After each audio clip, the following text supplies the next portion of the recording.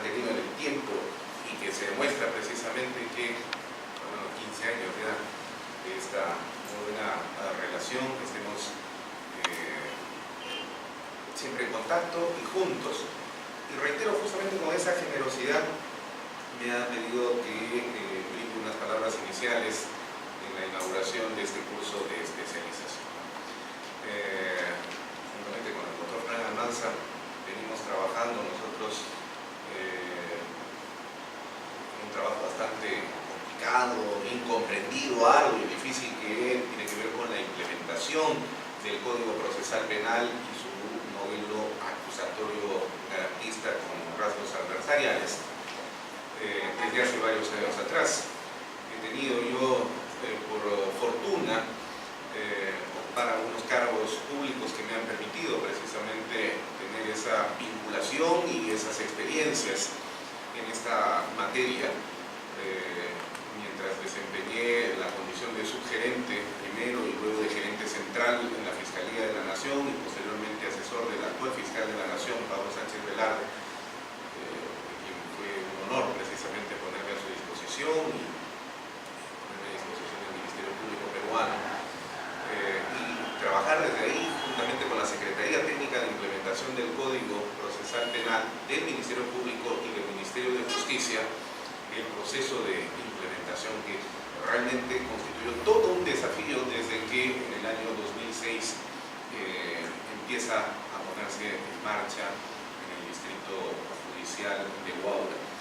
Y en ese proceso definitivamente Fran Almanza ha sido una piedra angular, pues nos ha acompañado permanentemente en todos los procesos, no solamente logísticos, de diseño, de estrategias, de concepción de lo que significa, por ejemplo, el día de hoy el trabajo corporativo de las fiscalías, porque si ustedes buscan en el Código Procesal Penal no encontrarán ni un solo artículo referido a la modalidad de trabajo de la fiscalía. Esto es un invento que ha salido justamente de las múltiples expresiones y apreciaciones de parte de nuestros fiscales más destacados, de nuestros jueces también convocados por el Poder Judicial en su momento, y que dio a luz precisamente el modelo que nosotros hemos adoptado de este trabajo de las fiscalías corporativas, y que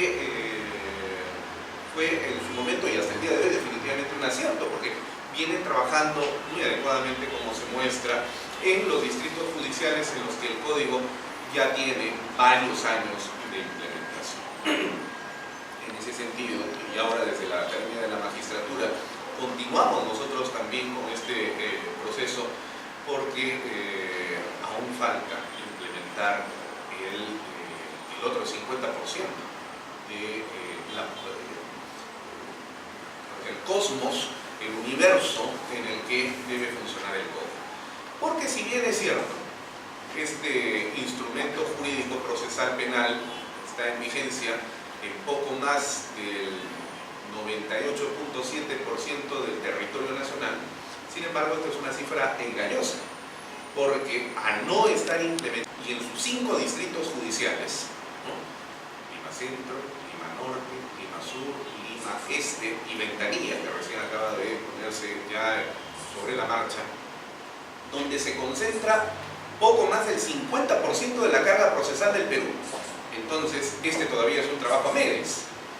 Y el mayor desafío, el mayor reto, precisamente, se encuentra aquí. Y es sobre este particular al que yo quiero hacer una referencia muy particular y significativa, ahora que se me permite el uso de la palabra. El paso del viejo Código de Procedimientos Penales al Código Procesal Penal no simple y llanamente constituye la derogación de una norma, de un instrumento, para pasar al uso de otro. Esta no es, como cualquier otra ley del Estado peruano, que muestra un ciclo de vida en el cual hay un nacimiento, una vigencia, una muerte por derogación, y al día siguiente entra en vigencia otra ley, y el cambio prácticamente no se percibe, no se siente, porque no hay una solución de continuidad en términos prácticos. Es puede decir, no hay una brecha que separe una de otra ley en los casos más ordinarios. Y no lo hay por una sencilla razón.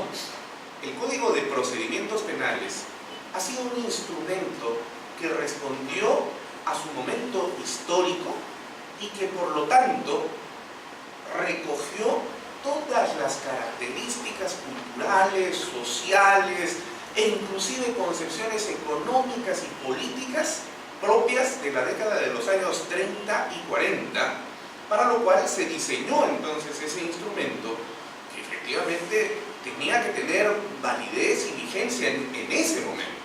De hecho, nuestro Código de Procedimientos Penales fue uno de los más adelantados de su época en América Latina. Y esto por una sencilla razón, porque ese código insertaba un modelo mixto versus el modelo propiamente inquisitorial que dominó toda América Latina. El nuestro fue un modelo mixto en el sentido en el que es cierto que mayoritariamente era inquisitivo y mínimamente acusatorio, pero se combinaban ambas formas. En la primera etapa del proceso de investigación, donde todavía no existía el Ministerio Público como una institución independiente, sino que el agente fiscal, lo recordarán ustedes, que trabajaba para el Poder Judicial, ejercía el Ministerio Público, ¿no? Ese es el origen de la palabra. La palabra ministerio tiene 8 acepciones en la lengua castellana y la séptima significa ejercicio de lo público. Y efectivamente el agente fiscal ejercía la acción pública, de modo tal entonces que llamaban al representante del Ministerio Público para que pueda iniciar ese procedimiento, pero con la característica de que él no investigaba absolutamente nada, porque el juez instructor era el investigador, pero no era el sentenciador. Ya luego, ¿no?, en la etapa de juicio oral, se daban pues ciertas características de oralidad y de contradicción. Lamentablemente ese Código de Procedimientos Penales, adelantado para su época, reitero, en un contexto mayoritariamente inquisitorial en América Latina, fue sufriendo una serie de alteraciones desde el momento en el cual se fueron modificando esos artículos que señalaban qué delitos debían ser tratados en el proceso ordinario y qué otros en el proceso sumario, con la reforma del famoso decreto legislativo 125, ¿no es cierto? Y sucede que al final el grueso de los delitos del Código Penal fueron tramitados en el proceso sumario, como sigue sucediendo hasta el día de hoy. Es decir, investiga el policía, investiga el fiscal, investiga el juez nuevamente y sentencia a ese juez contaminado, ¿no es cierto? Entonces, y en grado de apelación sube una sala donde no hay juicio, sino simple y llanamente el tratamiento y el procesamiento propio de una impugnación. Pero más allá del informe oral no hay un juicio oral, es decir, no hay actuación de pruebas, no hay contradicción y por lo tanto entonces no tiene absolutamente ningún sentido garantista ni acusatorio, ¿no?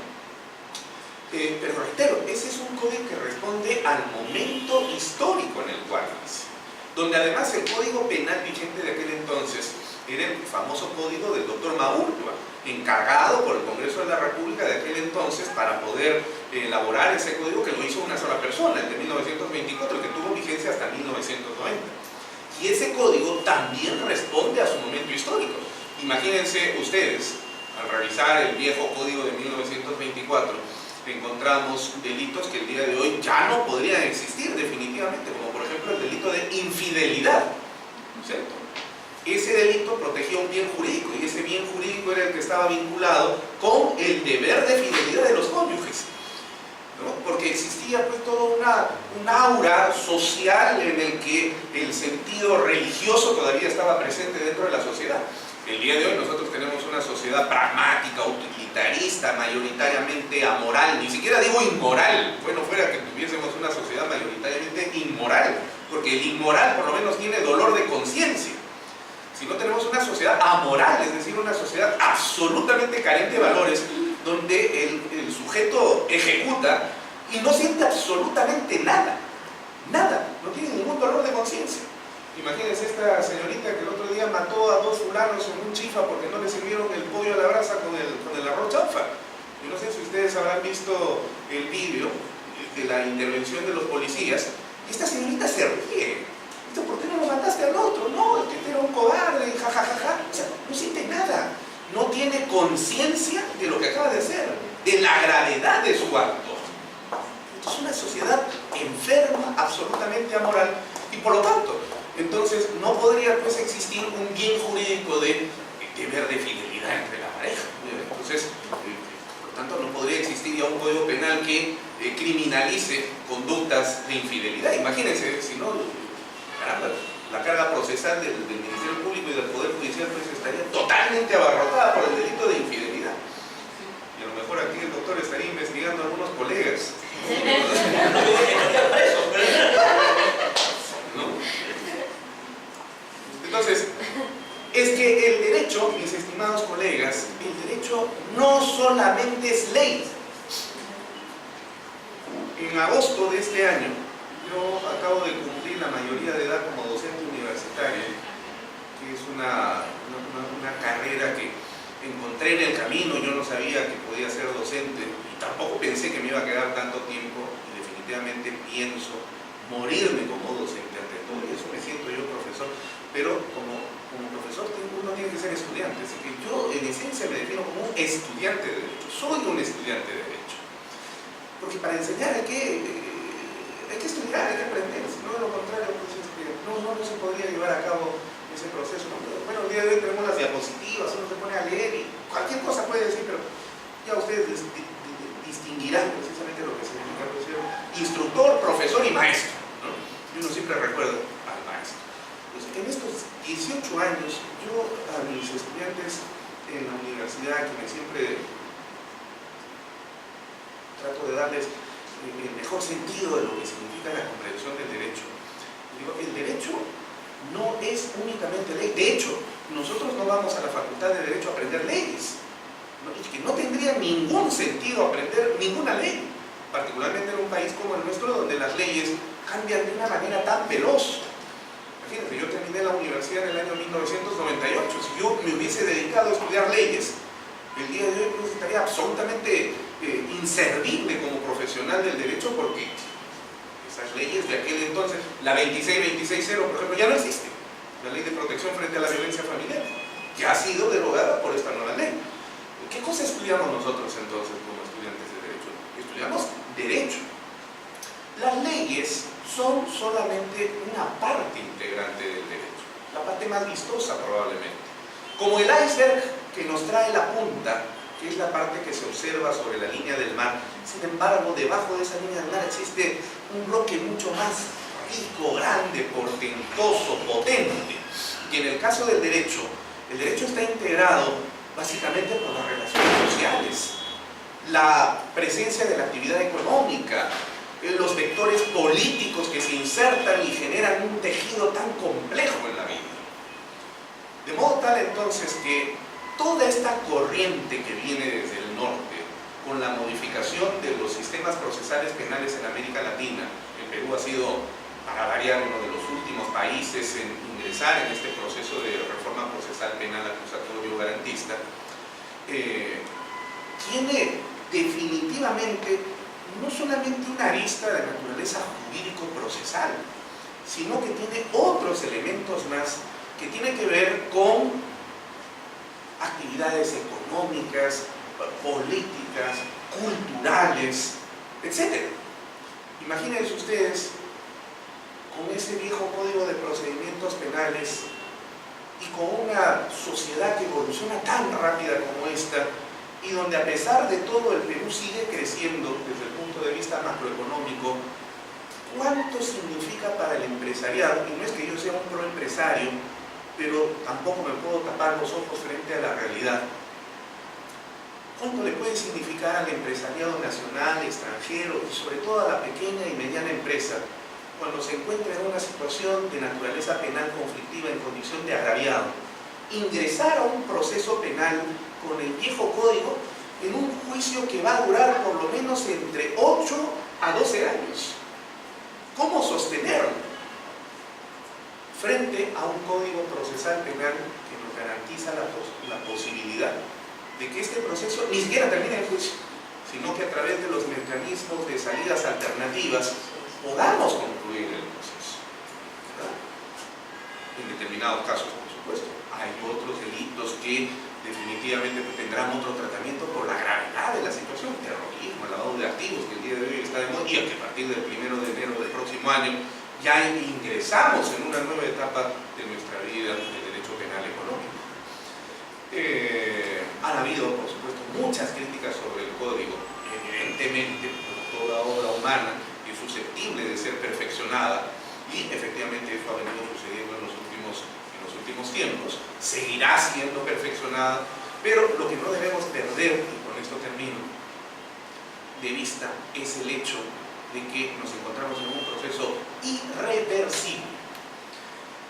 Y el hecho de que en este momento el código no funcione como se esperaría, en un sentido de película hollywoodense, donde se ve al abogado y al fiscal en una actuación histriónica, tratando de convencer a un jurado que no existe aquí en nuestro modelo, porque nosotros no somos anglosajones y no somos germano-románicos en ese sentido, pero que en algún momento seguramente este proceso de oralidad y de intervención y participación con agilidad mental, con capacidad argumentativa para poder ingresar al proceso penal, va a tener que darse tarde o temprano.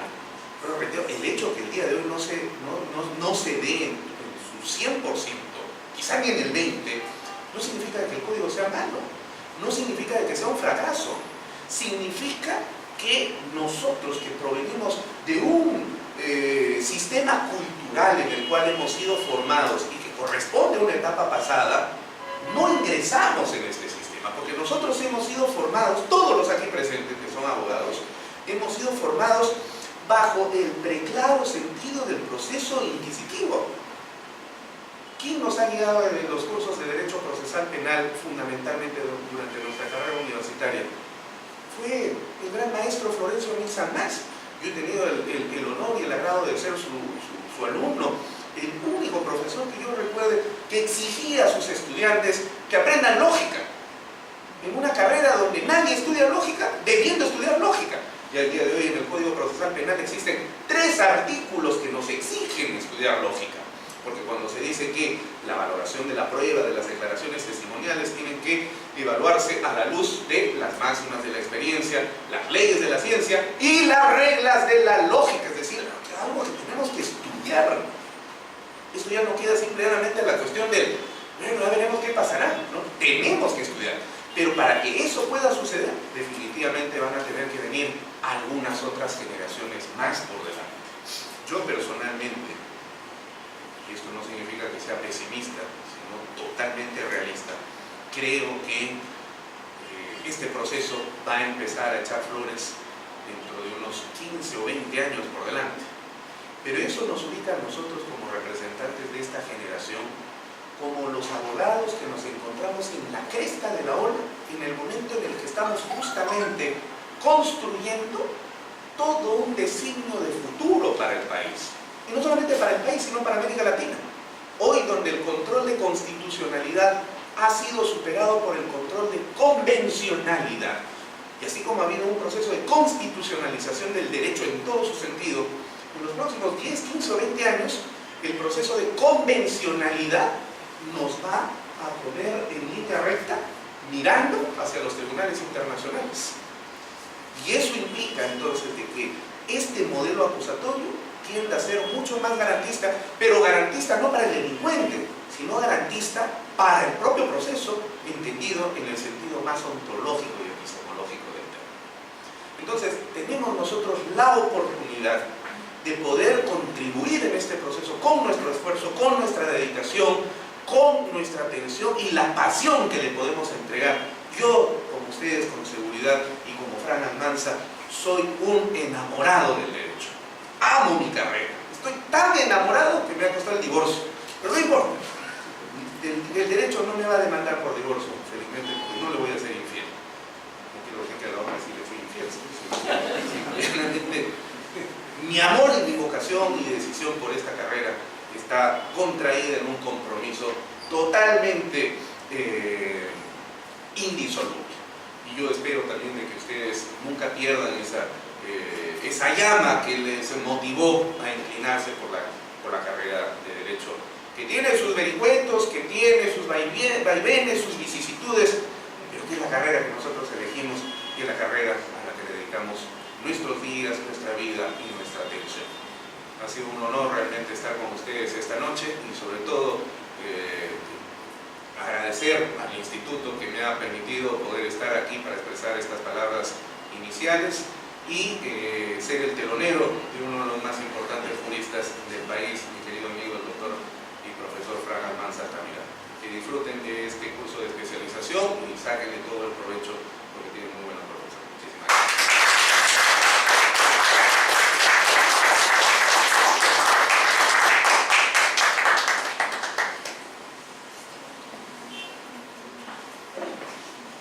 Bueno, dadas estas importantes palabras, ¿no?, de apertura del curso, pasamos inmediatamente de lleno al desarrollo, no sin antes mencionarle a todos los participantes que tenemos ya un registro de asistencias, ¿no?, que queríamos cerrarlo a la medida de que podamos entender, como dicen, todos los que son. Y luego con el tema con respecto a la apertura también del grupal para poder mandar todos los materiales, tanto a nivel de correos como de WhatsApp, ¿no? Hoy día mismo se está creando también con la base de datos que contamos, para poder mandar información de todo el desarrollo del curso, tanto pre y post, ¿no? O sea, porque no se trata de que ustedes vienen solamente a estudiar acá, sino van a también tener información de primera, ¿no?, con el apoyo de los doctores, ¿no? Y eso lo vamos a ir administrando durante el desarrollo del curso, ¿no? Cualquier otra sugerencia, bueno, estamos ya después de va a haber un break también, ¿no? Vamos a tener que compartir breve nada más porque también tenemos el tiempo. Y también recordarles que el próximo miércoles continuar la clase con el doctor Fran Almanza, al cual ya le damos la palabra. Gracias. Bueno, primero agradecer la invitación tan gentil que me han hecho para dirigirme a ustedes en este curso. En segundo lugar, agradecer la presentación que me ha hecho mi gran amigo Luis Pacheco, con frases de repente inmerecidas de mi persona, pero sé que me hacen el cariño y el aprecio que nos tenemos. El tema de hoy, para ya entrar en tema, es las medidas de coerción, en especial la prisión preventiva. Vamos a hablar de la prisión preventiva, ¿de acuerdo? Y también me han dicho que toque algo muy tangencialmente de litigación oral, ¿de acuerdo? Gracias, Luis. Éxito.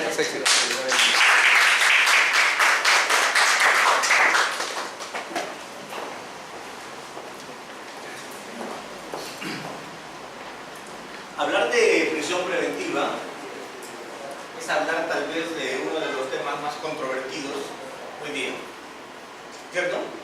Y más mediáticos, porque solamente la prisión preventiva ha generado dos casaciones: la casación de Moquegua y la última casación, la 1 del 2017, que tiene que ver sobre la adecuación, ¿de acuerdo?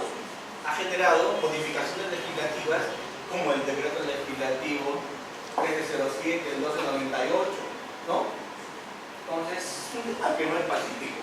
Miren, ¿cómo será de complejo el tema que se ha generado casaciones en este último año y se ha generado además decretos legislativos modificando? Y se está diciendo por ahí que se va a seguir modificando. ¿Vamos avanzando con las diapositivas? Esta información es hoy día más o menos actual. Se dice que el 70% de los internos en los penales está en condición de procesar. Hoy día denunciaban y decían que hay 1.298 personas detenidas en este último año. Hoy día anunció eso la policía y la fiscalía, ¿verdad? Y la mayoría de ellos está con prisión. Miren, es un penal. Y en el Perú, siguiente. En el Perú, alguien que está cumpliendo pena y alguien que está cumpliendo prisión preventiva están en las mismas condiciones. No tenemos un pabellón especial para aquellos que están siendo procesados y están con prisión preventiva, o sea, con presunción de inocencia, porque el que está con prisión preventiva sigue teniendo presunción de inocencia, porque por más que esté con prisión preventiva, su inocencia se presume. pero está igual, en el mismo penal y en las mismas condiciones. Siguiente. Siguiente. Sin embargo, tenemos que entender lo primero, que la prisión preventiva, al igual que todas las demás medidas de coerción, es una medida que tiene muchas implicancias, que genera afectaciones, genera injerencia a derechos fundamentales. ¿De acuerdo? Que a veces se puede incluso desnaturalizar. ¿De acuerdo? Sin embargo, son necesarias. ¿De acuerdo? Sin embargo, son necesarias. A ver. Hoy día se produce afuera, en Garzón, una balacera. 3 tipos están asaltando a unos cambistas. Vienen, le disparan al cambista, ¿de acuerdo? Lo matan, le cogen su bolsa con dólares y también muere la señora que está limpiando ahí, porque también le cae otra bala. ¿Cierto? Para suerte de un patrullero que está pasando y los interviene. Digo, es gente peligrosa, ¿no? ¿Qué está haciendo? ¿Delito leve o delito grave? Delito gravísimo. Ha matado a una persona con intención de matarla y a otra persona con un tema de dolor de consecuencias necesarias. Yo sabía que si disparaba varias veces, alguien le podía caer. Entonces es gente que tiene mucho peligro. Pero pregunto, ¿ya es culpable? ¿Esa gente ya es culpable? ¿O todavía es inocente? ¿Hasta cuándo? Hasta que haya una sentencia definitiva que rompa esa presunción. Pero yo le voy a decir a ese señor y a su cómplice o a los 2 coautores de ese hecho tan execrable, les voy a decir: mira, ¿sabes qué, hermano? Se te presume inocente, tu sentencia vendrá de aquí a 2 o 3 años, así que mientras tanto te ruego, por favor, cada vez que te cite vas a venir, a cada diligencia te vas a presentar, ¿de acuerdo? Sobre todo cuando te condenemos y te condenamos, vienes con tu frazada para que te vayas al penal a cumplir 25 años. ¿Qué creen que va a venir? Ya no. Segundo, por favor, a la familia de los testigos que te han mirado y que te han sindicado, no les vayas a amenazar. Pregunto, ¿le va a hacer caso o va a ir a amenazar? Tercero, lo más importante, hermano, durante estos 3 años que te voy a procesar en libertad, no vuelvas a cometer los mismos hechos. No, se lo juro, doctor, por la cerita. No lo voy a hacer. ¿Qué creen que va a hacer al día siguiente si lo dejo en libertad? Va a seguir asaltando. Primero no se va a presentar. Segundo, va a ir a amenazar, a eliminar pruebas. Y tercero, va a continuar cometiendo delitos. ¿Para qué está la prisión preventiva? Para evitar eso, pues para conjurar peligro procesal. ¿Qué quiere decir? Que no puede, que no obstaculice la actividad probatoria.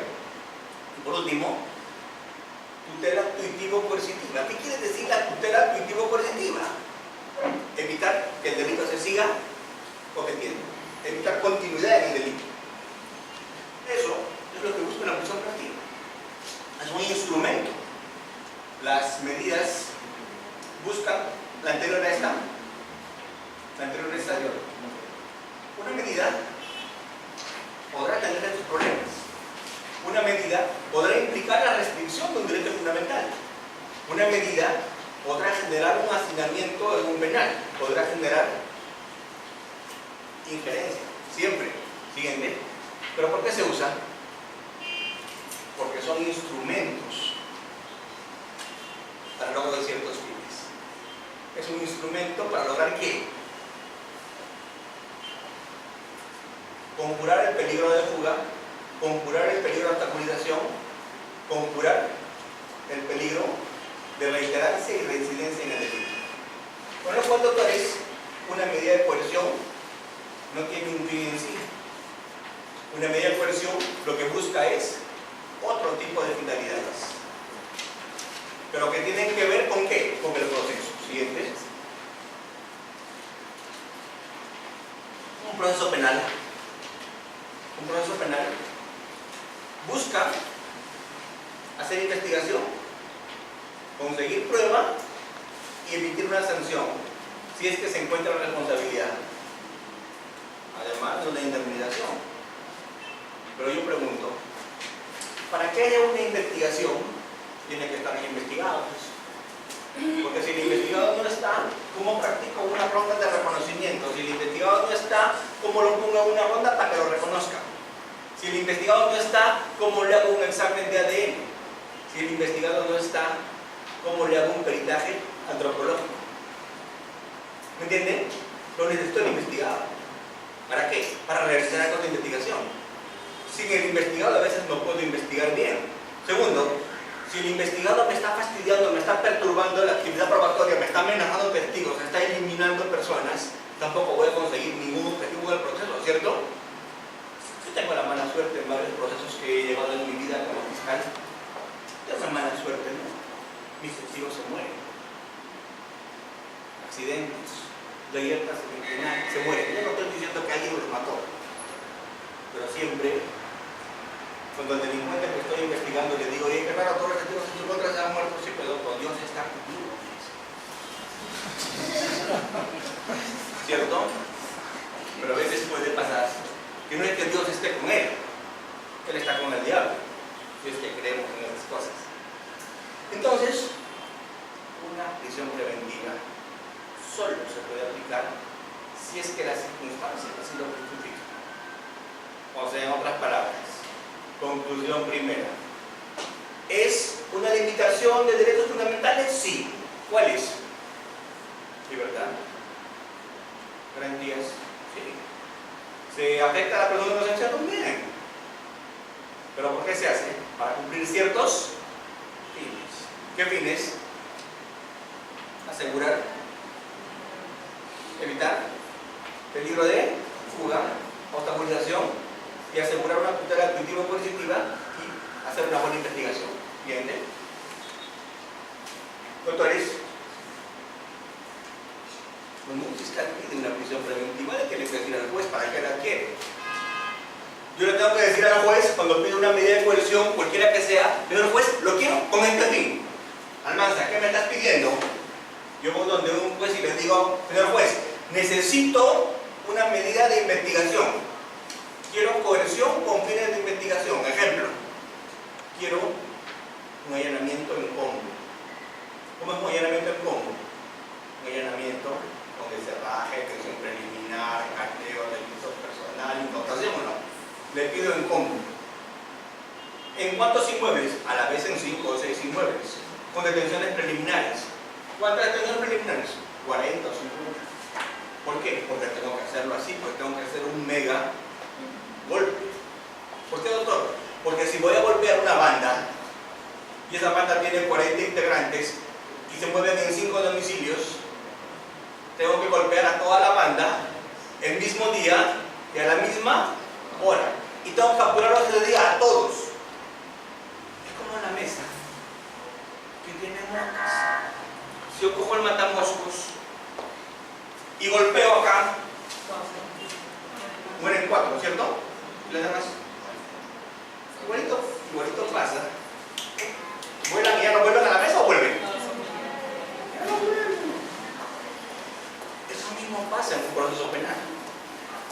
Cuando yo golpeo a una banda, tengo que pedir coerción, porque si no la pido y no la hago en simultáneo, no logro los objetivos del proceso.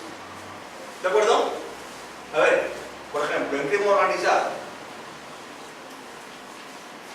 ¿qué pasa si yo golpeo una banda de 40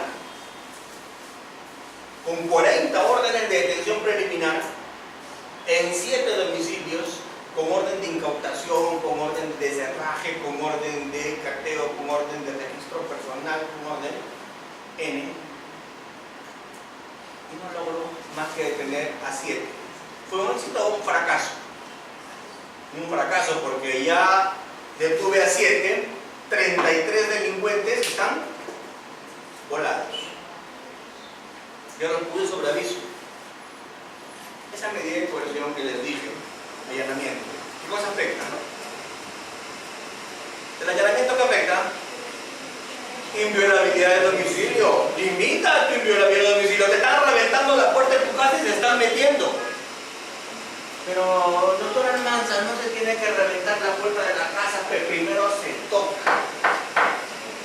Y les dices que te abra. ¿Cierto o no? ¿Así es? No hay orden de allanamiento, se corta la puerta. Pero ¿y por qué? Y de repente me quiere abrir, pues. Así como de repente su puerta es cara. A ver, yo toco. Señor, tengo una orden de allanamiento. A ver, pásame para leer. Yo le paso. Voy a buscar mis lentes, espere. Va a buscar sus lentes. Y se pone a leer. ¿Cierto? Sigue leyendo. Ya estoy en la segunda página. Ya estoy en la tercera. Cuando termina de leer me dice, ya está bien, le voy a dejar entrar, voy a buscar la llave. Pasaron 5 minutos, 3 minutos, 2 minutos. Y me abre y yo entro. No encuentro ya nada. Porque en ese tiempo, ya me hicieron pasar por el water de la droga. En ese tiempo, ya me rompieron toda la información. Ya me incineraron lo que había que incinerar. O por último, eliminaron todo lo que podían eliminar. Cuando se hace una medida de ese tipo, ¿qué se hace? Se revienta la puerta y después, cuando están adentro, le muestran la orden. ¿Por qué? Porque en segundos desaparecen lo que tienen porque ya saben que tienes una orden. Botan a la azotea del costado, avientan a la calle las cosas, ¿cierto? O juntan todo en la tina y le meten fuego. ¿Para eso cuánto tiempo necesitas? Segundos.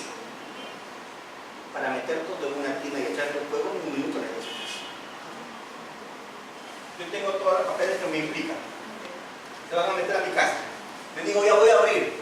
Cojo todos los colderos, los aviento en una tina y lo prendo. ¿Cuánto tiempo necesito para eso? 5 minutos. ¿Qué tiene que usarse en coerción? Sentido común. ¿De acuerdo? Mucho sentido común. Entonces estas medidas de coerción que les acabo de mencionar, ese allanamiento, ese cateo, ese registro personal, ¿cierto? Yo tuve la oportunidad de estar dictando una conferencia en Lince, en cierta conocida institución, que está por el Turing. No voy a decir el nombre, pero estaba allí. Cuando de pronto escucho como si fueran fuegos artificiales. ¿Qué había pasado? Eran 2 vehículos de secuestradores que estaban siguiendo una camioneta de unos empresarios. Cuando llegaron a la altura de una cuadra del Turing más o menos, el primer carro lo adelantó y el segundo lo cerró por atrás. Bajaron y dispararon a los ocupantes de la camioneta. ¿Saben por qué no murieron? Porque esa camioneta era blindada. Porque tenía lunas con blindaje. Pregunto, si no hubieran tenido lunas con blindaje, ¿qué habría pasado? Habrían muerto, ¿cierto? Claro. Ya. Acto seguido, llegaron 3 camionetas de la policía con más o menos 5 o 4 policías en cada camioneta. Pero eran camionetas de la policía de civil. Y eran camionetas particulares con policías sin uniforme. Los estaban siguiendo. ¿Y para qué los estaban siguiendo? Para agarrarlos ¿en qué momento? En flagrancia. Porque si los agarraban solamente transitando con armas, era tenencia ilegal de armas. Pero ¿con qué los querían agarrar? Con un robo agravado. Flagrancia. Obviamente yo salí por la ventana y me volví a meter porque te cae una bala perdida, ¿verdad? Pero abajo habían 2 de los vigilantes de la institución donde yo estaba dictando. Estaban en la calle porque su trabajo estaba en la calle. Uno de ellos se orinó en su pantalón. Porque cuando se tiró al piso, Uno de los que disparaba le pisó en la espalda y le dijo, no te muevas. Y él no sabía si el que le pisaba era bueno o si era malo, porque nadie tenía uniforme, ¿cierto? Y él dice que al que le estaba pisando y disparando con una pistola, le dispararon con un fusil de arma grande en el pecho y lo tiraron al suelo. Se levantó del piso y siguió disparando porque tenía chaleco. Uno de los vehículos de los delincuentes fugó. Se fugaron ese día 4 delincuentes en un vehículo. Solamente quedó un vehículo con los 4 que estaban ahí porque no pudieron fugar. Pregunto, uno de esos 4 en ese momento, señor, ¿podría usted ser tan amable de ponerse contra la pared y vaciar sus bolsillos? ¿Así es el procedimiento? ¿Qué hago yo? Pregunto, pues. Esos eran 3 hombres y era una mujer. A la mujer, espérese, para hacer tu registro personal, vamos a llamar a alguien de su mismo sexo. El código dice eso. Si es que es posible. Imagínate al policía en ese momento, no te vayas a mover, no te puedo tocar porque tú eres mujer y yo soy hombre. Pregunto, una mujer que está capturada en esas circunstancias, ¿puede tener un arma escondida o no? En ese momento, un registro personal y contra el piso, con los pies en la cabeza, para que no se mueva. Doctores, excesiva brutalidad policial. Le han metido la mano donde no debe. Le ha disparado a un policía a matar. Sentido común, criterio. No ha recogido el arma con guante quirúrgico. Ha contaminado el policía. ¿Saben qué está pasando hoy día? Está pasando que no sé de dónde han sacado una doctrina ciertos abogados y ciertos jueces, les han hecho caso, no sé a cambio de qué. De repente solo son ingenuos o de repente son garantistas, entre comillas. ¿Cierto? ¿Pero qué? Libertad. ¿Por qué? Porque contaminó, lo tocó con la mano. No, o sea, el policía debería tener su chichata paralizadora y decirle, no te muevas. No te muevas. No te muevas. Voy a sacar mi guante quirúrgico. Me lo voy a poner. Voy a levantar un lapicero. Voy a hacer mi formato de cadena de custodia. No te muevas. Ni te vayas a correr.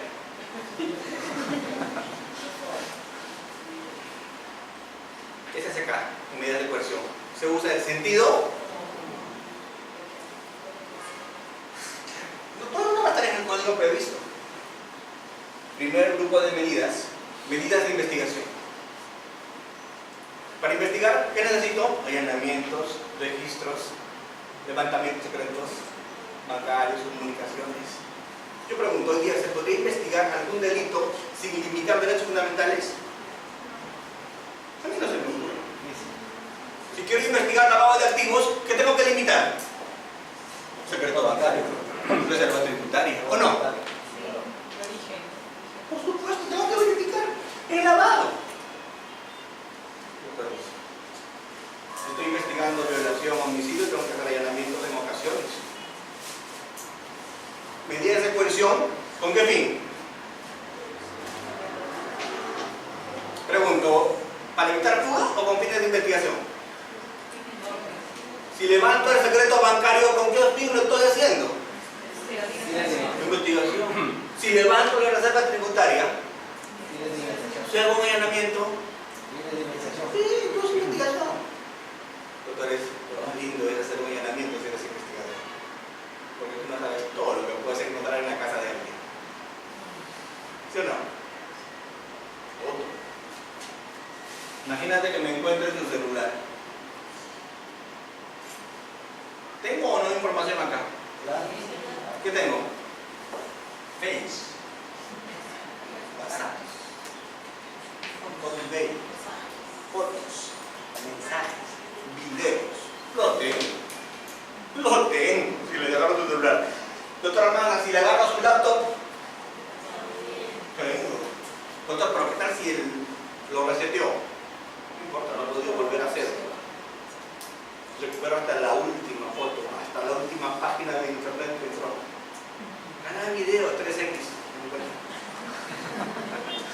qué? Porque hoy día los programas me permiten recuperar toda la información. Así que necesito pura vender tu celular cuando se te acabó el modelo. Porque si te lo compro, así me lo entregues blanco, ¿qué hago yo? Recupero todo. Y cuando digo todo es, ¿cierto? Si tienes una pareja nueva y lo quieres investigar, o sé que haré un celular y dile que te dé el antiguo para regalarle a alguien pobre. ¿Y qué tienes? Su vida. Doctor Armando, ¿es otro ramita? Es muy chulo, quédate más. Mira mi celular, recupérame la información. Doctor, 10 mangos. No, recupérame completa. Ay, ya deja tu aportación sola, pero me la recuperas. Toda. Doctor, ¿conversaciones de WhatsApp? Sí, hasta la última. Doctor, pero están borradas. No importa, todas se recuperan. Y te digo todas es todas. Por lo tanto, el delincuente que se respeta, ¿sabe eso o no? Sí. ¿Y qué va a hacer con un celular? No, pero ¿qué va a hacer? Pues si ve que me voy a meter a su casa y se lo puedo quitar. ¿Ven? Primera medida de coerción con fines de investigación. Segunda medida de coerción, ya no con fines de investigación, con fines cautelares. ¿Qué es un fin cautelar? Por definición, medida de coerción con fin cautelar. ¿Qué quiere decir? ¿Qué es el fin cautelar? Que la sentencia futura se ejecute. ¿Qué es cautelar? Asegurar que la sentencia se cumpla. Ejemplo, embargo. ¿Para qué te embargo? Para garantizar el pago. Para garantizar el pago del Código Civil. ¿Para qué te meto a prisión preventiva? Para garantizar la sentencia. Para garantizar que se cumpla la sentencia. Que no fugues. Estas son medidas cautelares. En materia penal, las medidas de coerción tienen fines de investigación y también fines cautelares. Pero los cautelares son uno de los fines nomás. Asegurar sentencia es un fin. Porque el fin más importante es investigar bien, ¿no? Asegurar sentencia es otro fin. ¿Y el tercer fin cuál es? Asegurar prueba. Doctor, ¿y qué es asegurar prueba? Impedir la salida del país de un testigo, por ejemplo. Doctor, un testigo, sí, que puede impedir la salida del país de un testigo. Estoy asegurando prueba. ¿Y para qué le impido salir del país al testigo? Para que esté en el juicio y testigo. ¿Y qué estoy haciendo? ¿Asegurando? ¿Otra finalidad o no? Pregunto, ¿impedir la salida del país del testigo tiene que ver con que la sentencia se cumpla? ¿Sí? ¿Tiene que ver con que la sentencia se cumpla? No. ¿Tiene que ver con asegurar? No. Asegurar que el testigo esté en el juicio, que no salga del país, ¿tiene que ver con investigar bien?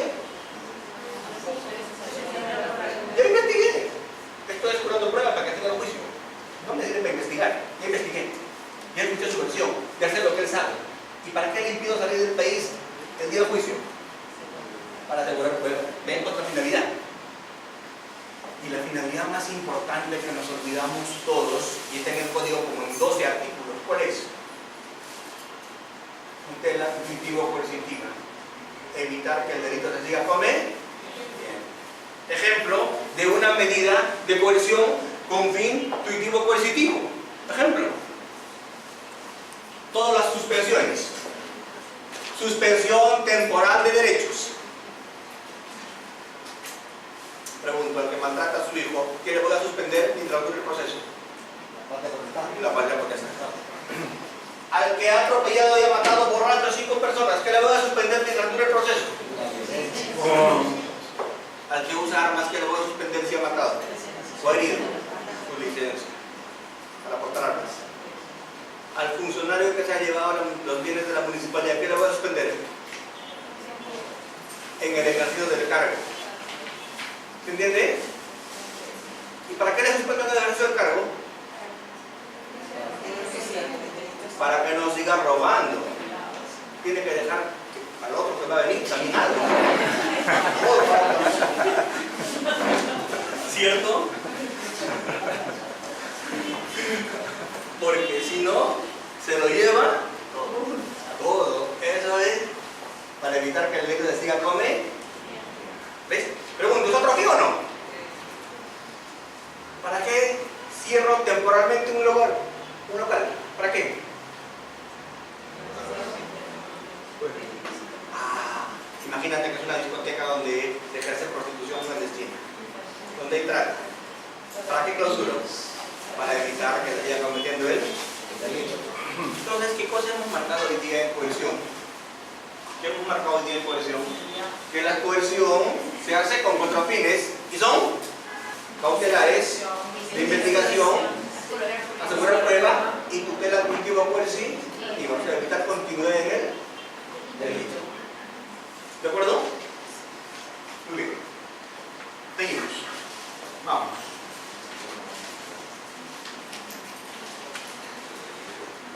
Doctor, todos acá se pueden dormir, todos. Menos usted.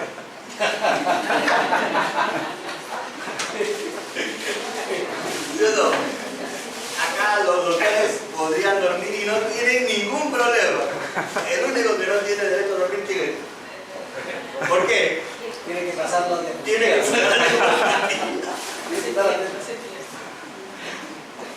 Ok, acá, ¿ven? La insolvencia del infractor, ¿qué finalidad tiene cuando se evita? Cuando evita insolvencia, cautelar, muy bien. Peligro de fuga, esto es peligro de proceso. Vamos avanzando, ¿cierto? Doctores, las medidas de coerción siempre van a estar al fin del proceso, con todos los fines que hemos hablado. Siempre van a estar como instrumento del proceso. A mí no se me ocurre un proceso penal sin medidas de coerción. Las medidas de coerción son indispensables, ¿correcto? Vamos avanzando. Sin embargo, doctores, ya entrando en el tema de prisión preventiva, la prisión preventiva no debería ser la regla. La prisión preventiva debería ser la excepción. Debería realizarse en los más de los casos un proceso sin prisión preventiva. La prisión preventiva se va a justificar solo en casos en que tengamos evidencia que si la persona está en libertad va a fugar. Tengamos evidencia que si la persona está en libertad va a obstaculizar pruebas.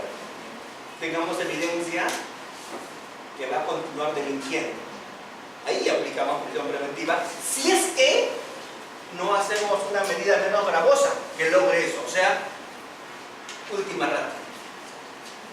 Pregunto, si a una persona le puedo poner comparecencia con restricciones, ¿le aplico prisión preventiva? ¿O le aplico comparecencia? Comparecencia. Si la comparecencia me va a servir para lograr las finalidades que he mencionado, ¿qué dijo? ¿La prisión o la comparecencia? Comparecencia. La comparecencia, ¿cómo debe ese principio? Necesidad. Solo se hace prisión preventiva, solo se aplica prisión preventiva cuando es necesaria. ¿Y cuándo es necesaria? Cuando no hay otra forma de conjurar estos peligros, de lograr estos fines. Cuando es la única forma. Ahí le aplico. Última. ¿De acuerdo? Doctores, la prisión preventiva puede servir siempre. La prisión preventiva puede ser útil siempre, pero no siempre es necesaria. Porque siendo útil, puede que no sea necesaria. ¿Te entienden? Yo tengo una pistola. ¿De acuerdo? Tiene licencia y todo lo demás. ¿Sí? Yo salgo a la calle, ahorita a la hora que me vaya de acá, estoy en la esquina y viene un chiquillo y me quiere arrancar el reloj o el celular. Y me lo jala y yo jalo. Pregunto, ¿meterle un balazo sería útil para evitar el robo? ¿No sería útil? Pregunto, ¿alguien me dice que no es útil? ¿Usted cree que los muertos roban? Puede ser útil, pero no necesario. Eso es lo que quiero escuchar. escuchar. Meterle un plomazo va a ser útil. Mi celular queda y mi reloj también. Así es súper útil esa medida. Pero no es necesario eso. Porque yo puedo lograr que mi reloj se salve y puedo lograr que mi celular se salve sin meterle un plomazo. Con solo meterle un cachazo. Desmayado tampoco va a robar. Entonces, ¿qué es útil?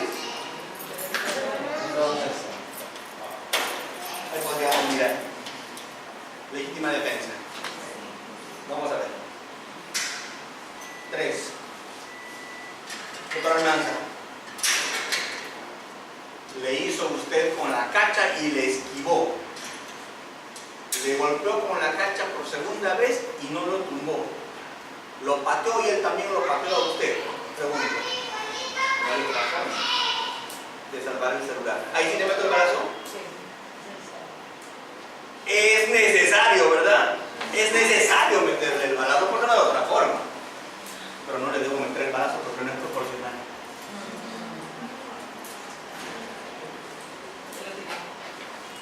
No es proporcional. Yo no puedo sacrificar vida para salvar matrimonio. No es proporcional. ¿Será útil? Sí. ¿Será necesario? También. Bien. No tengo reloj. No puedo inhabilitarlo, puedo dispararle en el pie. Tengo mis dudas. Tengo mis dudas. Le disparan en el pie, lo inhabilito. Pero lo dejo inválido. Lo voy a dejar inválido por un celular. Tengo mis dudas. Pero él no tenía. A ver, yo les cuento, miren acá. Miren mi reloj. ¿Dónde está? ¿Está? Ya, recién lo he perdido. Estaba manejando bien bonito en la avenida Bancay. Estaba resfriado. Por lo tanto no podía poner el aire acondicionado del carro. Así que bajéla. Gracias.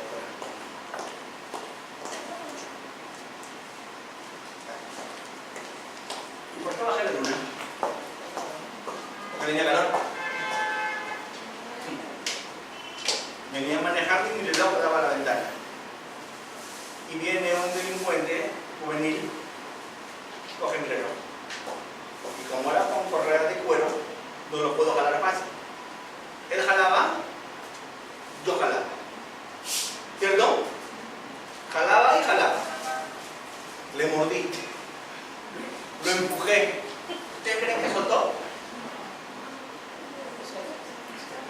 Mi pistola siempre está bajo mi pierna. ¿Le podía disparar o no? ¿Era necesario? No. Si era necesario, se lo llevó. Probé morderle. Probé morderle. Probé golpearlo. Probé todo. Y no soltó. ¿Era necesario el balazo o no? Era absolutamente necesario. ¿Y por qué no le metí el balazo? Y dije que se lleve el reloj. Proporcional. Porque el tipo no me estaba atacando a mí. El tipo no tenía cuchillo, no tenía pistola, no me puso en peligro a mí. Se quería llevar mi reloj. Mi vida no estaba en peligro. ¿Me jalaron el reloj o no? Pregunto, ¿ustedes creen que mi pistola hubiera salvado mi reloj? Si hubiera salvado. ¿Pero yo me hubiera salvado de la cárcel? Felizmente, porque soy fiscal. Y alguien me enseñó estas cosas. Porque en otras circunstancias la cólera me habría podido ganar, ¿cierto? Y le habría podido disparar. Resultado, un juez me habría dicho, no hay legítima defensa. Porque tú estás sacrificando patrimonio, vida. ¿Me siguen? Entonces, en las medidas de coerción ocurre lo mismo. En las medidas de coerción siempre se tiene que aplicar esto con criterios de proporcionalidad. Lo más importante en coerción es la proporcionalidad. Tiene que ser proporcional la medida. La casación de Moquegua, ¿qué te dice? Que se tiene que discutir además en prisión preventiva del fundado y grado de convicción, de pena probable mayor a 4 años, ¿no? Y de peligro. ¿Qué tiene que discutir? La proporcionalidad. ¿Por qué? Porque toda medida de coerción tiene que ser proporcional, pues. ¿De acuerdo? ¿Recuerdan el caso del pirata?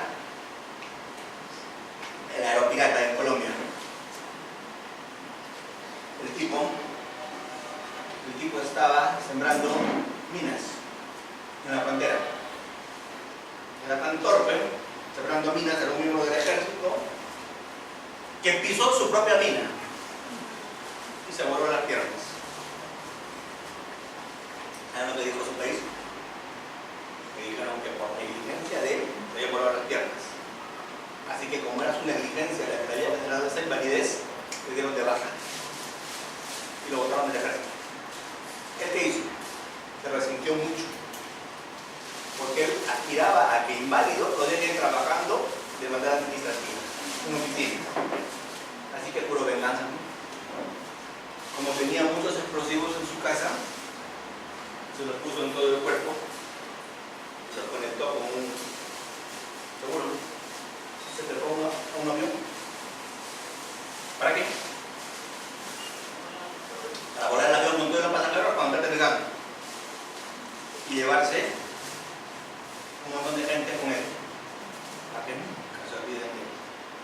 Y había dejado un video en su casa diciendo por qué hizo lo que hizo. ¿Saben por qué no lo logró? Primero, ¿saben por qué llegó al avión? Porque algún funcionario en el aeropuerto no lo revisó. No hizo bien su trabajo. ¿Por qué no lo revisó? Porque tenían que cargarlo para pasarlo por el arco de metales, porque la silla de ruedas iba a sonar. Entonces, principio de flojera, pues no. Porque lo va a estar cargando mejor. Con todo y silla pasó por un costado.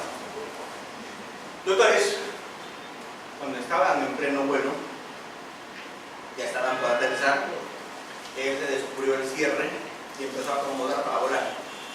Y un tripulante lo vio. Por el reflejo de un espejo. Lo neutralizó y se evitó la tragedia. Y lo capturaron sin que nadie muera, afortunadamente. Lo detuvieron. Un escándalo en Colombia. El fiscal le abrió un proceso penal. El fiscal pidió prisión preventiva. ¿Qué delitos le imputó el fiscal? Todo el código penal se lo vació. Creo que violación sexual no le puso. Sí, le puso tenencia de armas contra los medios de transporte, contra los medios de comunicación. ¿Cierto? Puso tenencia de explosivos. ¿Qué pasa? Pregunto, ¿la prognosis de pena mayor a 4 años? ¿Prognosis de pena mayor a 4 años? ¿Sí o no? Sí. Dos, ¿habían fundados y graves elementos de convicción? ¿Sí o no? El examen que dijo el juez, no le voy a dar prisión preventiva a este tipo. ¿Por qué? Porque si bien es cierto el peligro de fuga, y si bien es cierto el peligro procesal, yo puedo neutralizar eso con algo menos gravoso, con una prisión preventiva. Porque inválido, sin plata, no va a llegar lejos, ¿cierto? ¿Qué basta? Ponerlo en un hospital y decidir que no lo dejen salir. ¿Qué ordena el juez? Que lo metan al hospital militar con orden de que no salga. Y lo más importante, que no use explosivos. Y lo más importante, que no suba aviones. ¿Cierto? Yo pregunto, ¿esta disposición del juez fue una teoría jurídica brillante o sentido común? Sentido común. Sin embargo, ese juez dio la vuelta al mundo dando conferencias sobre lo que había hecho. Vino al Perú, todos pagamos entrada para verlo. Y me pregunto, ¿qué gran cosa dijo? Lo único que dijo es que la prisión preventiva no era proporcional. ¿Por qué? Porque siendo útil no era necesaria. Porque podía lograrse lo mismo afectando lo menos. ¿Cómo? Sin necesidad de mandarlo a un penal, podía lograr los mismos fines mandándolo ¿dónde? Esa Exactamente, con lo cual estarían todos los presupuestos, pero ¿cuál faltaba? Principio de proporción. ¿Me entienden? Eso fue así todo esto en Colombia. Salió en selecciones.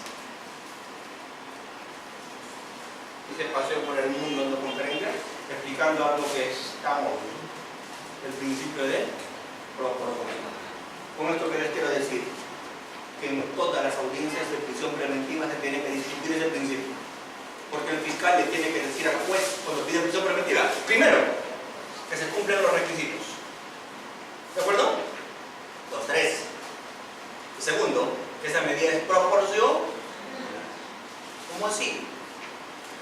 Que es la única forma de lograr ¿qué? ¿De lograr qué? Los fines. Yo pregunto, ¿puedo discutir proporcionalidad si no sé los fines? Señor juez, a este señor Marc lo tengo que mandar a un penal, porque con una comparecencia con restricciones, por su alta peligrosidad, no va a cumplir las restricciones. ¿Se entiende? Doctores, además de eso, que no voy a poder conjurar el peligro, ¿cierto? A ver, hoy día estamos en el Perú en pañales, pero estamos por lo menos empezando con la ley de grilletes electrónicos. Imagínate que un día se pueda hacer eso a todos los procesados. ¿Será necesaria la prisión preventiva? No, ya no. ¿Por qué? ¿Qué le puedes poner? Su grillete. Y con eso vas a saber su localización. Con eso vas a saber si se mueve donde la que no se mueva. ¿O no? Sí. Pero es bien caro. Como diría ese filósofo chinchano, el negro mama. ¿Me han escuchado? Pero hoy día, hoy día, en Estados Unidos, doctores, la prisión preventiva siempre es la última parte. Y cuando digo siempre, siempre. Porque todo el mundo tiene derecho a qué? A su proceso en libertad. Doctor, pero este tipo cometió un delito bien grave, le van a poner una fianza igual. ¿Cuál es la fianza? ¿Cuál es la fianza? Como acá, 50 soles. ¿Qué le ponen allá? ¿Cuánto? Dependiendo la gravedad del delito. ¿Cuánto? 50.000, 100.000, 100.000. Se las ponen hasta por millones, doctor. ¿Se acuerdan del caso Urtecho Medina? Urtecho Medina, un ex congresista. ¿Se acuerdan? Ya, yo fui el fiscal de ese caso, cuando era fiscal adjunto supremo. El señor Urtecho Medina era un señor que estaba incapacitado, tenía un problema degenerativo serio, andaba en una silla de ruedas y le decían, la imputación en su contra era que se había apropiado de los saberes de sus trabajadores. ¿Cierto? Sí, sí. Es su esposa. A él por su condición de inválido no le correspondía prisión preventiva, sino arresto domiciliario. Acá. Pedía arresto domiciliario. Y él dijo que su esposa lo atendía y por eso es que quería que su esposa también se quede en la casa. Con comparecencia. Y yo dije, me parece que hay peligro de fuga. Y él dijo, estoy dispuesto a pagar una caución de abogado. Yo dije que pague la caución y acepto la caución, señor juez, pero que la caución sea todo lo que tiene. ¿Cuánto era todo lo que tenía? 800.000 soles. Que era el monto que le imputábamos haberse apropiado. Lo tenía en unas cuentas. ¿Qué creen que hizo al día siguiente? Lo consignó.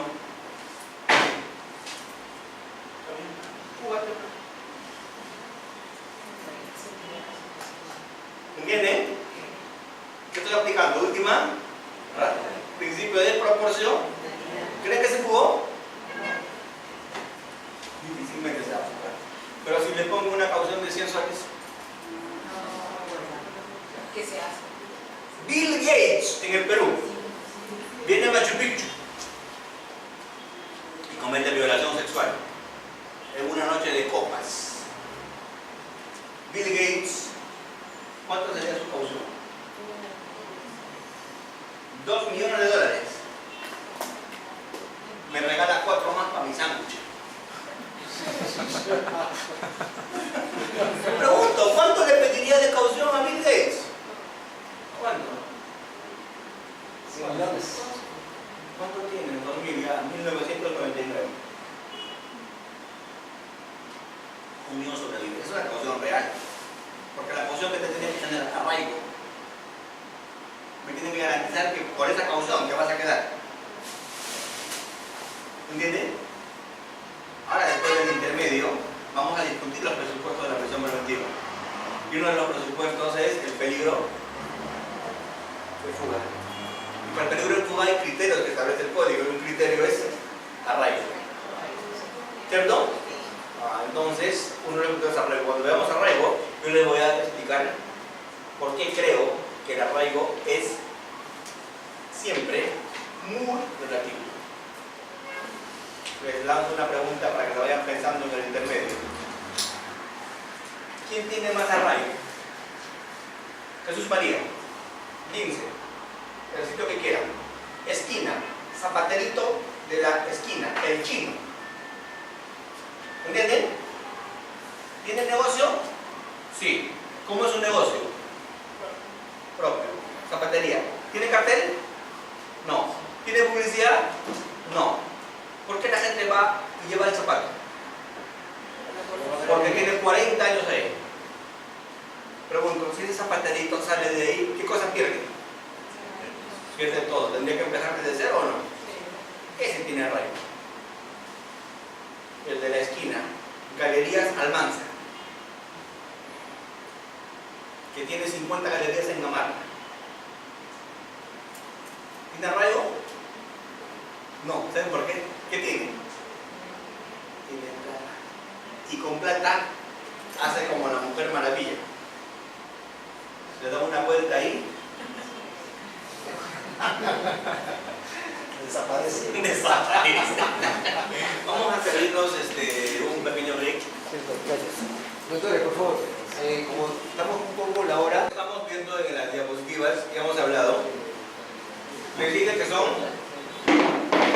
medidas que solo operan cuando son absolutamente necesarias. Ya expliqué qué es necesidad. Ya expliqué cuándo es necesario. Cuando no hay otra forma de lograr lo mismo haciendo menos daño, causando menos afectación.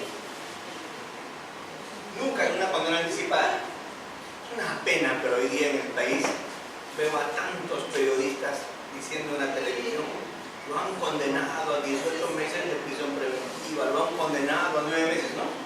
Y no es una condena, es una medida de coerción. Y lamentablemente la prensa también tergiversa, porque a veces la prensa dice, y ustedes lo han debido ver, la prensa dice: le han dado libertad. Sí, le han dado libertad porque no había elementos para darle prisión preventiva, pero no es que lo han absuelto, está siendo juzgado. Y al final del proceso se verificará si lo condenan o lo absuelven, pero una libertad no significa absolución. Y una prisión preventiva significa condena, pero no ha tergiversado duro hoy día. Y eso es lo que amerita ponerlo ahí. Siguiente, por favor, doctor. Muy bien. Doctores, un consejito porque estamos con el tiempo. Un consejito.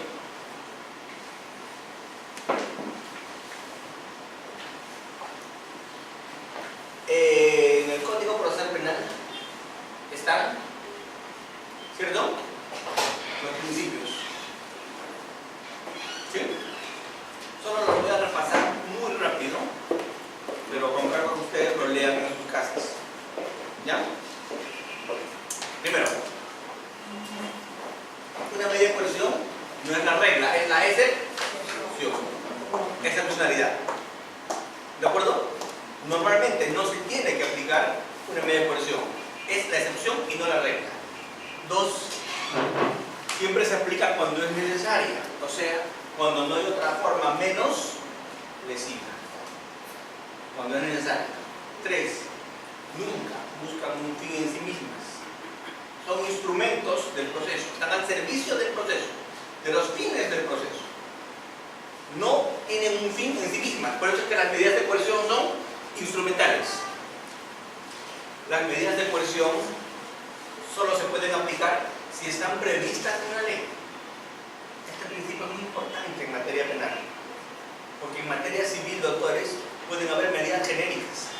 En materia civil pueden haber medidas atípicas. El juez puede dictar una medida de no innovar, etc., ¿no? Medidas para el caso concreto. En materia penal, no. En materia penal, si la medida no está prevista en la ley, no se puede aplicar. En materia penal, el principio de legalidad es absoluto.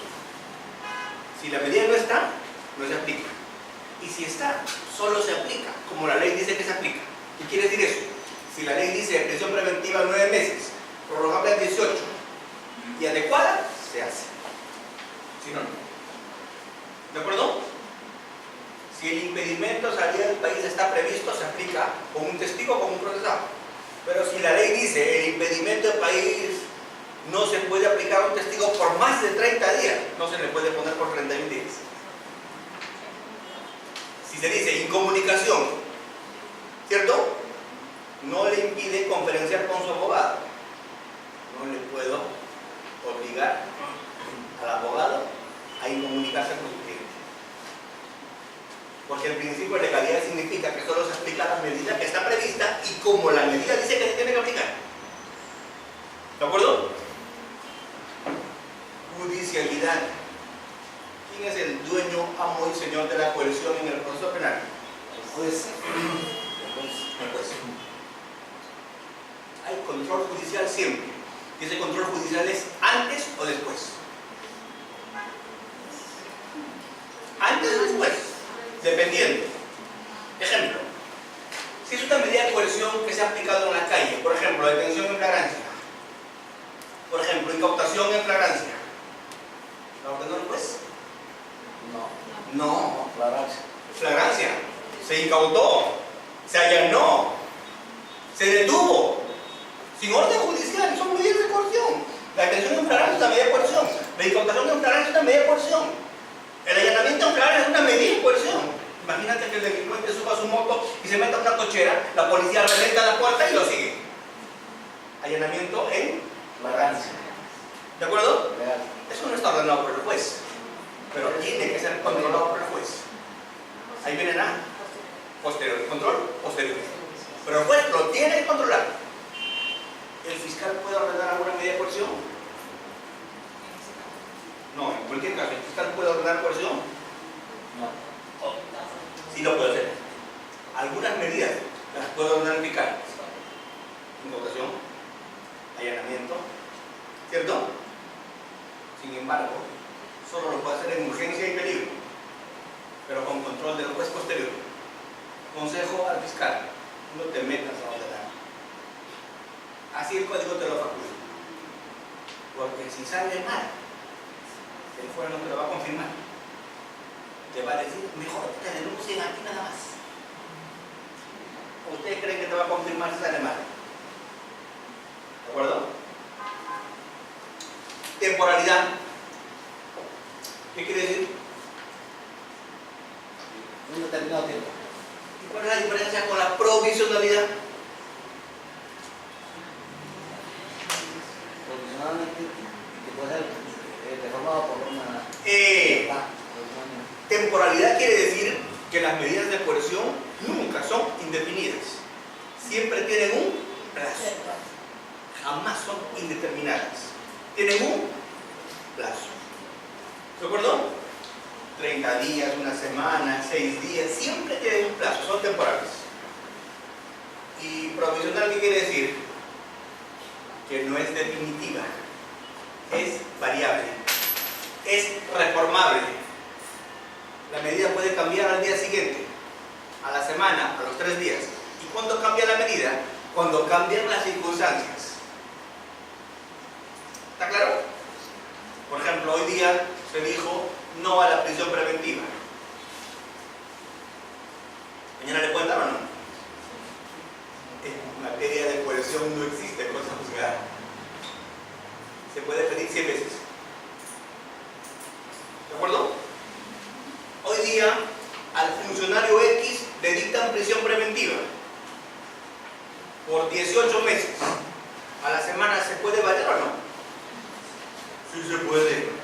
¿Cómo así? Doctor, llega la información. El examen de ADN negativo, el nuevo. Con ese nuevo elemento, ¿qué se puede pedir? ¿Que se revise o no? Porque la medida es provisional, es variable. Si las condiciones con las que se dio cambian, la medida cambia. ¿De acuerdo? Hoy día, ¿por qué le dieron prisión preventiva? Porque hoy día había suficiencia probatoria. Pero si mañana se hace la cosa de investigación que varía en esa suficiencia probatoria, la medida tiene que variar. Porque toda medida es provisional, es reformable, es variable. Cuando cambian las condiciones, cambian las medidas. ¿De acuerdo? Siguiente. ¿Cuáles son los parámetros reguladores de las medidas de coerción? Aquí en la Constitución. Primero, toda medida tiene que ser razonable, ¿cierto? ¿Qué les dije yo? ¿Sentido? La medida tiene que ser proporcional, o sea, idónea. Tiene que servir. Tiene que ser necesaria. O sea, no tiene que haber otra forma menos gravosa, menos lesiva. Y tiene que ser proporcional stricto sensu, propiamente dicha. ¿No? Si mi hijo saca mala nota en el examen, aplicarle una golpiza que lo va a mandar al hospital, ¿va a ser útil, idónea? Sí. Todita la gracia se le va a quitar. Va a estudiar. Absolutamente. Eso es. ¿De qué eso sirve? ¿El golpe enseña o no? No. Sirve. ¿Pero por qué no se aplica? Porque no es necesario. ¿Puedes lograr lo mismo sin golpearlo o no? Una semana sin comer, logra lo mismo.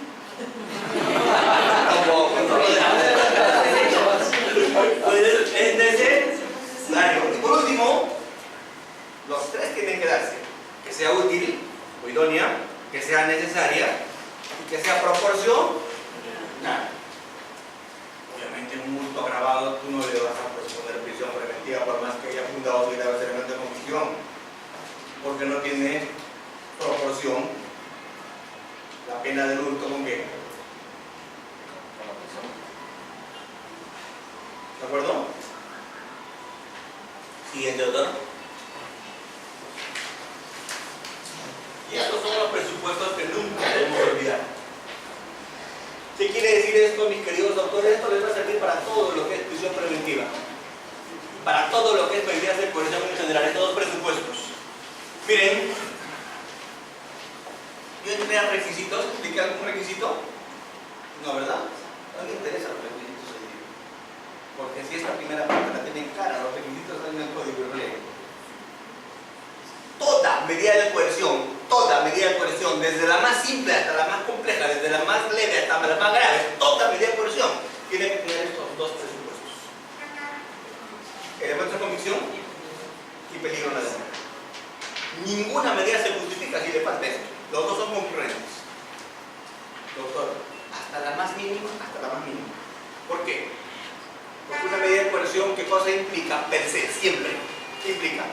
Afectación a un derecho fundamental. Y si te vas a afectar a un derecho fundamental, lo mínimo que tiene que haber es convicción en tu contra. ¿Está claro? ¿Se entiende? Yo pregunto. Yo pues, si Almanza pasa, doctor, le estoy pidiendo pedir una medida de coerción en combo. Almanza, ¿qué cosa quieres? Quiero detención preliminar de fulano, fulano en mengano. ¿Qué más? Allanamiento. ¿Qué más? Registro personal. ¿Qué más? Incautación de esto. ¿Qué más? Esto. ¿Con qué fines? Con este fin. Muy bien, hermano. Perfecto. ¿Me da la medida o todavía falta? Todavía falta. ¿Falta? ¿Qué falta? Hermanza, ¿cuáles son sus elementos de convicción que tienes? ¿Entiende? Porque yo, si le voy a afectar de fundamentales, algo tengo que tener o no.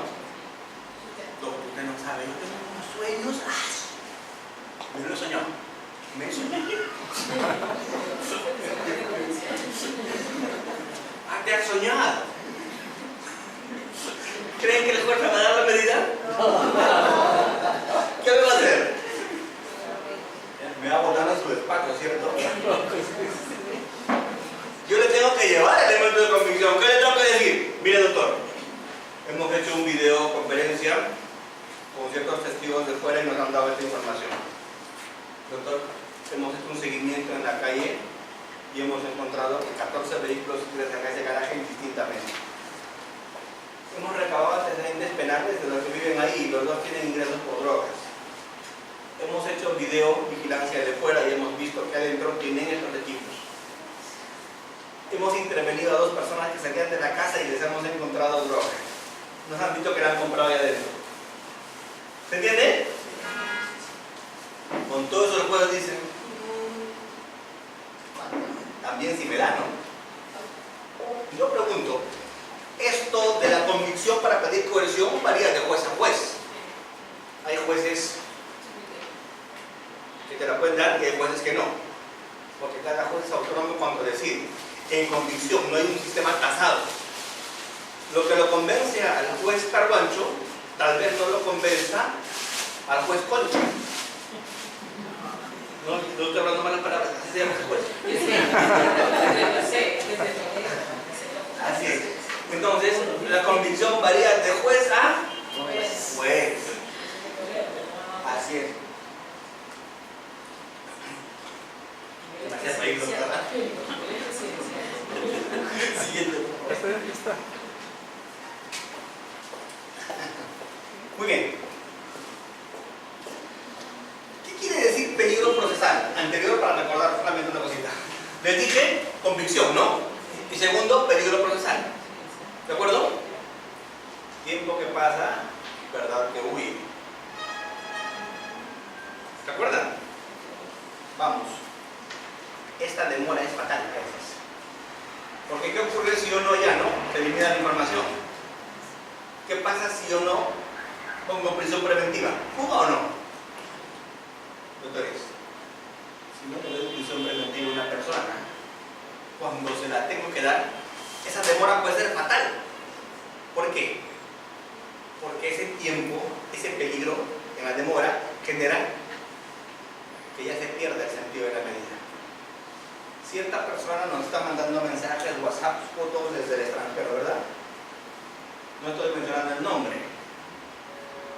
¿Cierto? Sale dando conferencias. ¿O no? Desde ciertos países de Norteamérica. ¿Y por qué nos manda todo eso? Porque cuando le dieron prisión preventiva, estaba acá. O ya se había ido. No estoy hablando de nadie en específico.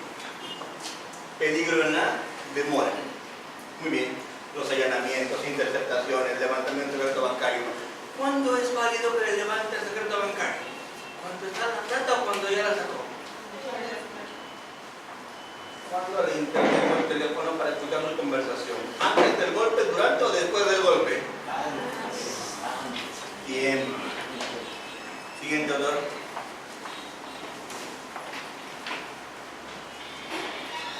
¿Cuáles son las medidas de coerción? Son de 2 tipos, ¿no? Las medidas personales y las medidas reales. Las medidas personales que afectan a la persona. Y las medidas reales, los bienes, las cosas. Siguiente.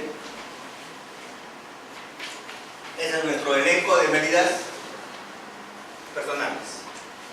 La detención policial en flagrancia. La detención judicial en flagrancia. Doctores, ¿se acuerdan de la detención judicial en flagrancia, no? Decreto legislativo 1298. ¿Qué dice? Doctor, pero en flagrancia la detención no es policial. No, con el decreto legislativo 1298 puede haber detención judicial en flagrancia. ¿Qué quiere decir? Que si el plazo de 48 horas que hoy día dura la flagrancia, la detención en flagrancia, porque se ha modificado la Constitución, ¿no? Ya cuando la ha modificado hoy día no es 24 horas, es 48 horas. Si ese plazo de 48 horas no es suficiente, el fiscal le puede decir al juez que la prolongue hasta ¿cuánto? 7 días, 10 días en algunos delitos, ¿verdad? Previa audiencia, previa petición, previa fundamentación y previa discusión. Esa es la detención judicial en flagrancia. Se parece a la convalidación de la detención preliminar. ¿De acuerdo? Arresto ciudadano, detención preliminar, prisión preventiva, incomunicación, comparecencia simple, restrictiva, detención domiciliaria, impedimento de salir del país. Todas esas siguientes son medidas, siguiente por favor, personales. ¿De acuerdo? Hay algunas medidas de coerción también contra personas inimputables. Por ejemplo, la internación preventiva. La internación preventiva es la que se le da a un inimputable, ¿de acuerdo?, al que se le va a aplicar una medida de... ¿Qué se le aplica? Una medida de seguridad. Al inimputable, ¿qué se le aplica? Medida de seguridad. Muy bien. Doctores, a ver, vamos. Siguiente. No tengo tiempo para mucho detalle, doctores. Estamos cortos de tiempo, pero vamos a tratar de cubrirlo más. Doctores, de todas las medidas que he mencionado, ¿cuál es la novedosa? ¿Cuál es la novedad? Primera novedad es que la Constitución se modificó, ¿verdad? Que ahora el plazo es 48 horas. Segunda novedad, la creación de la detención judicial en flagrancia, con el 1298. O sea, la prolongación de 48 horas, pero como regla o como excepción. Como regla o como excepción. Como excepción de excepciones. Cuando 48 horas no alcanza. Ejemplo, el caso de los rápidos y furiosos, ¿se acuerdan? Esos delincuentes rápidos y furiosos que fueron liberados a las 24 horas 3 minutos. Una vergüenza. Gente que fue capturada con un arma grande, muy peligrosa, porque había un problema en la policía con la fiscalía, se demoraron más de 24 horas. ¿Cuánto? 3 minutos. Y el juez recibió 24 horas 3 minutos y esos delincuentes les dejó en libertad. ¿De acuerdo? A partir de ahí se discutió primero modificar la Constitución. Se le puso 48 horas. Y segundo, se dictó la ley de detención judicial en flagrancia. Pero ¿saben qué es lo gracioso? Solo pasa en el Perú. ¿Cuál es el problema? 24 horas es insuficiente. ¿Está claro o no? ¿24 horas es suficiente o es insuficiente? Muchas veces es insuficiente. Muchas veces es insuficiente, pero otras es más que suficiente. Claro. ¿Y por qué en el Perú le pusimos 24 horas? Si en Estados Unidos es 48, en España 72, en Colombia 46, o sea, cada país pone el tiempo. ¿Saben por qué en el Perú solamente se puso 24 horas? ¿Saben o no? Yo les voy a decir. Los gringos tienen 48 horas, nosotros 24, porque nosotros investigamos más rápido, más eficientemente, tenemos mejor tecnología, tenemos mejor conexión, ¿es así?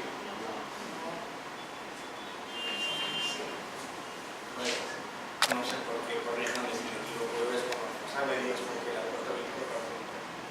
Simplemente no debe ser porque para evitar los abusos de la policía en ese entonces. Pero bastaba que les pongan la palabrita que han puesto hoy día en la Constitución. Hasta. ¿Qué quiere decir hasta? Que puede ser 3 horas. ¿Cierto? La palabrita hasta. ¿Eso soluciona o no? Hasta. Punto. ¿Cuál es el problema? Los rápidos y furiosos son liberados. Y al día siguiente, al tercer día y al mes, matan personas. ¿Cierto? ¿Qué hace el Congreso? Propicia una modificación legislativa de la Constitución en 2 legislaturas. Congreso por acá. Para conjurar eso, ¿cierto? Y el legislativo hace eso y el ejecutivo también hace lo suyo. Pide facultades para legislar y legisla el 1298 y crea la detención en flagrancia. Un divorcio total o no. 2 medidas que buscan lo mismo. Medio absurdo, ¿verdad? Eso que nos demuestra que en el Perú el Poder Judicial sentencia, la Fiscalía acusa, pero el Ejecutivo y el Legislativo están divorciados. no coordinan. Porque los dos le dieron una salida distinta al problema. El Congreso modificó la Constitución y el Ejecutivo, ¿qué hizo? Dictó el decreto legislativo 1298. Muy bien. Siguiente. Siguiente. Ahora sí, siguiente, doctor. Ya no tengo tiempo para más. Siguiente. Ahora sí. Bueno, ahora sí, entramos a la prisión preventiva rapidito. Vamos. Primero, esto me toma 10 minutos, no más. ¿Podemos dar 10 minutos? Sí, sí. ¿Estamos frescos? ¿10 minutos? Sí. Ya, miren, al toque. Al toque. Primero, la prisión preventiva nunca es de oficio como ninguna medida de coerción. Todas las medidas de coerción en el nuevo modelo procesal penal son rogadas. ¿Qué quiere decir? A pedido de parte. El juez no dicta jamás medidas de oficio. Embargo, lo tiene que pedir la Procuraduría o el actor civil. Prisión preventiva, impedimento, lo que fuere, lo pide la Fiscalía, pero nunca el juez dicta de oficio. ¿Por qué? Porque él no dirige la investigación. Como no es director de la investigación, el juez no puede saber qué se necesita, por lo tanto jamás puede dictar medidas de oficio. Toda medida es a pedido de parte. La prisión preventiva es a pedido de quién. ¿Quién es el único que la puede pedir? El fiscal. ¿Qué hace el juez? Traslado, audiencia, debate, discusión y decisión. Tiene que ser como audiencia. O sea, prisión preventiva audita partes, previo debate. Y en ese debate que se establece los 3 presupuestos, que son fundados y graves elementos de convicción que vinculan al autor con el hecho. 2, probabilidad de pena mayor a 4 años. Y 3, peligro procesal. Fuga u obstaculización, cualquiera de los dos. ¿Cierto? Muy bien. Requisitos establecidos, requisitos tasados. Están en la ley. Artículos 268, 269, 270, 271, 272. Son 2 artículos que regulan. Para el peligro de fuga, ¿cuáles son los elementos que establece a tener en cuenta el código? Dice, me lo sé de memoria. Dice, primero, para establecer la fuga, ¿qué se tiene en cuenta? Gravedad de la pena. Cuanto más grave es la pena, hay más probabilidad de fuga, ¿cierto o no? Sí. ¿Quién es más probable que se vaya?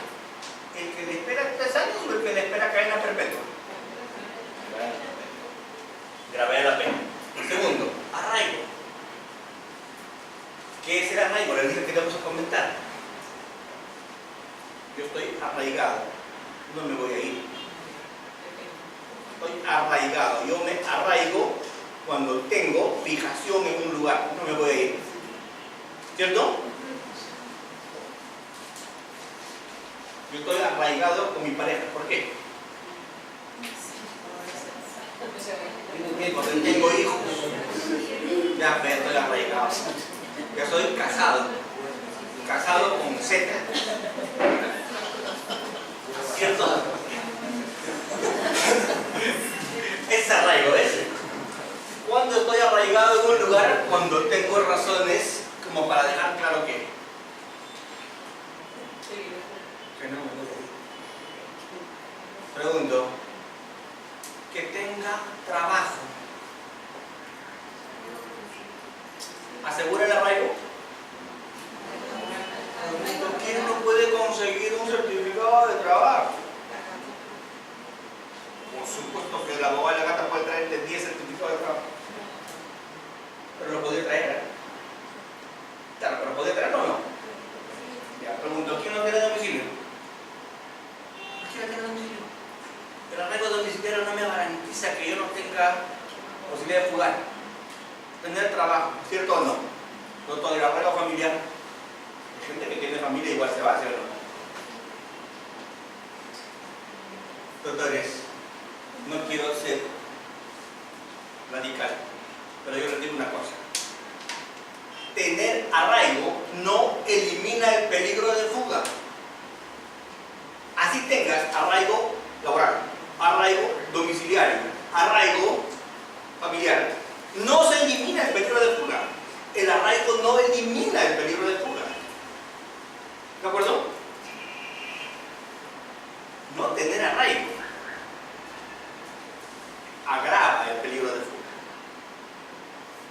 ¿Entiende? O sea, si yo tengo arraigo, ni chis ni bus, ni suma ni resta, es irrelevante tener arraigo. Porque cualquiera tiene arraigo. Laboral, domiciliario, familiar. Algunos tienen doble arraigo familiar, ¿no? Triple.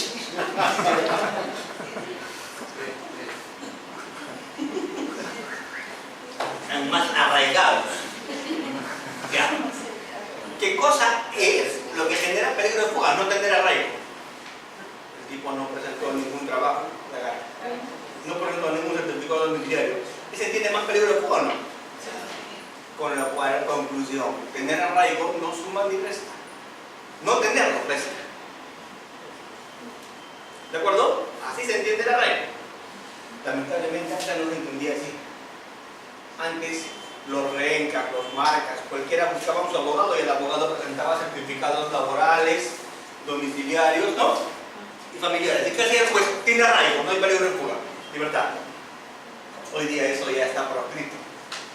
Hay una circular de la Suprema, ¿cierto? Que dice que el arraigo se debe entender de esa manera. 2.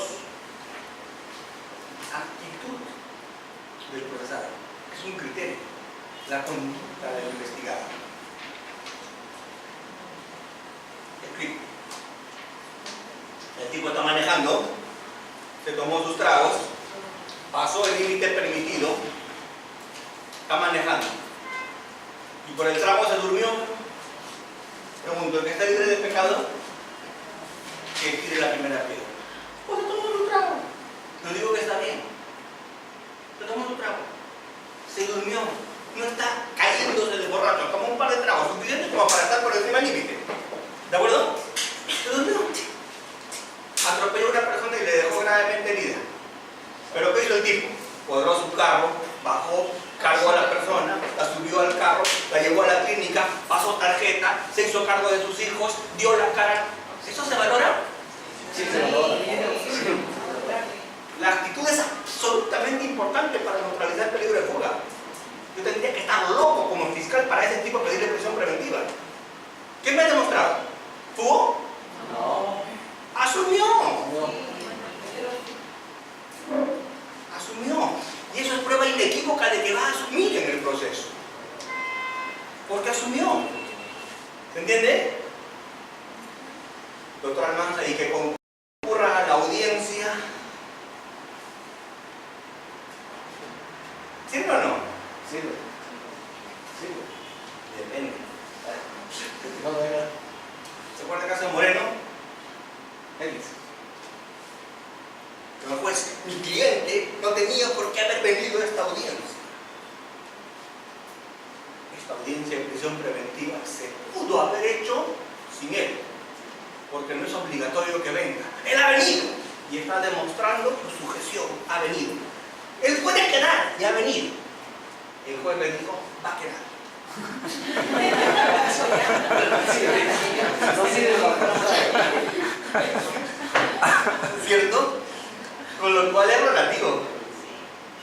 Pero yo pregunto, el tipo atropelló, llevó a la clínica, asumió los gastos, se preocupó, costó la operación, asumió dinero para la familia, ¿cierto? Y además se presenta a la audiencia. ¿El juez le va a dar prisión preventiva? Me está demostrando rematadamente que no va a jugar, que está asumiendo. Es un criterio a tener en cuenta. Si un juez, habiendo hecho todo eso, le dicta prisión preventiva, ¿sabes lo que estaría haciendo? Estaría desincentivando ese tipo de conductas en la población. ¿Cierto? Yo como juez, ¿qué haría? No le doy prisión preventiva. ¿Para qué? Para incentivar a todo aquel que haga lo mismo, que se asume las consecuencias. Ahora, no es que va a ser impune su conducta. Le vamos a aplicar una pena, va a pagar una reparación civil, va a perder su licencia de conducir. O sea, ¿le va a salir caro lo que ha hecho o no? Pero si además de eso le aplico prisión preventiva, mañana la gente se fuga. ¿O no? Deja abandonada a la víctima. Claro, porque yo le estoy diciendo, doctor, pero eso ya es de Dios, ¿no? Siguiente, por favor. A ver, Vamos, esto de los plazos, con esto termino, les prometo. Doctores, esto de los plazos es mucho más fácil. A ver, escuchen. La siguiente sesión terminamos de hablar de algunas cosas, pero hoy día quiero darles una tarea. ¿De acuerdo? ¿Qué es lo que más se está discutiendo hoy día en prisión preventiva?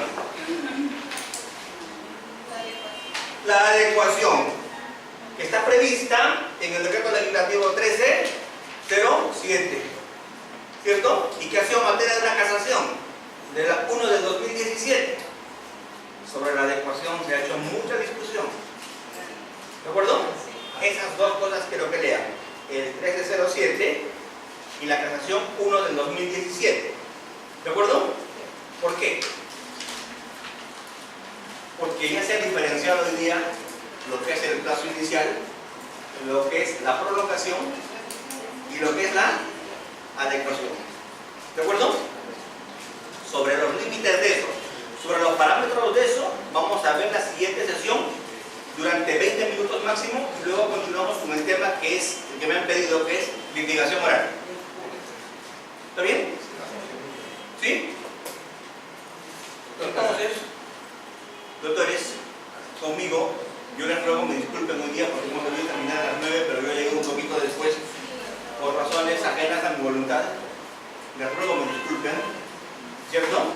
Así que si yo llego tarde, merecen ustedes una disculpa. La siguiente sesión, ya sé cómo es el tráfico por acá, ya voy a venir desde el día anterior.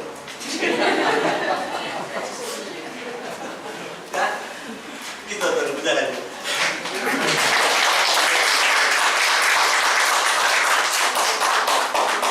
Doctores, doctora, las gracias al doctor Fran Almanza por su siempre tan acertada exposición, ¿no? Y además la capacitación es muy, como ustedes ven, muy directa, ¿no? Es una cuestión que nosotros tratamos de que sea de una forma muy didáctica, ¿no? Por eso también tenemos una capacidad, ustedes ven, solamente específica, como se dijo en un primer momento, ¿no? No es una conferencia abierta en la cual se exponen temas generales, sino es algo práctico para el ejercicio, ¿no? Y lógicamente lo que se espera la próxima jornada, que es el próximo miércoles, es que ustedes participen, ¿no? Con el debido tiempo ya programamos el tema de las preguntas, ¿no? Las cuales ustedes van a interactuar un poco más con los ponentes, con el doctor Fran.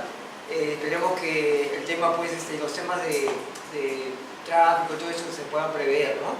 Y en todo caso, pues estamos coordinando siempre, ¿no? En contacto. Lo que le quería comentar era que sí, bueno, la próxima sesión también con el doctor Frank, ¿no? Tenemos todavía dos temas más por trabajar, y que las personas que todavía no hayan registrado sus datos, por favor, de correo, habría que revisar bien. Son dos temas, ¿no? El dato de correo para que pueda llegarle los materiales que todavía tenemos que compartir con ustedes. Hay materiales para compartir, adicionalmente a los que les hemos dado hoy día. Por eso es importante que los correos estén claros. Ahora, si por favor pueden darse este trabajito brevemente, ¿no? Cada uno para verificar sus datos.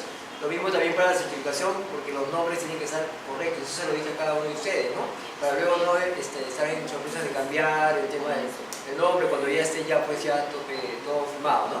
Entonces, esas dos cosas nada más, doctores. A mí les agradezco su paciencia. Me disculpas. La próxima jornada les prometo que vamos a tratar de ser más puntuales.